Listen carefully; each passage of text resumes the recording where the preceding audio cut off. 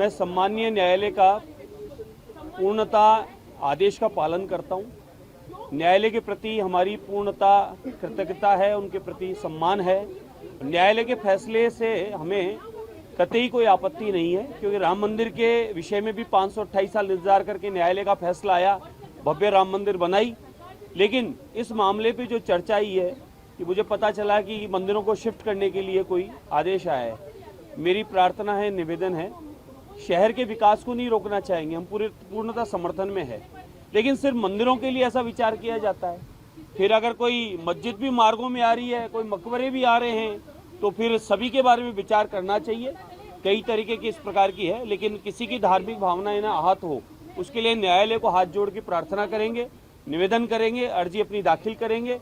सबको बोलने का अधिकार है, तो हमारी बात भी सुनी जाए कि देवी देवताओं की प्रतिष्ठा विधि विधान से, नियम से, पंचांग देखकर, मुहूर्त निकालकर, और बहुत बड़ी विधान प्रक्रिया होती है। किसी की 5 दिन, किसी की 7 दिन, किसी की 9 दिन, किसी की 1 महीने की तक की भी पूजा प्रतिष्ठा होती है, और फिर भगवान की उपासना प्रारंभ होती है।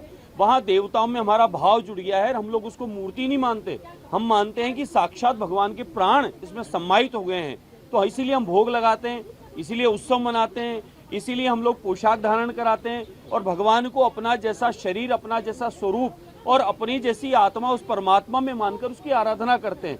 तो इसलिए देवी देवताओं को इस तरीके से उखाड़ देना या उठा देना ये एक विधान नहीं है।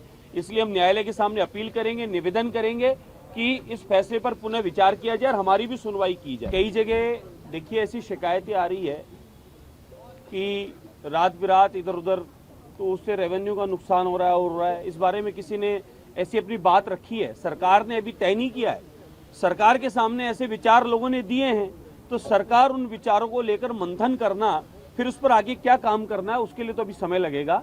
तो अभी इसको तय न मानिए कि अभी क्या होने वाला है, क्योंकि मुझे भी अभी चर्चा आपके द्वारा पता ही चली है।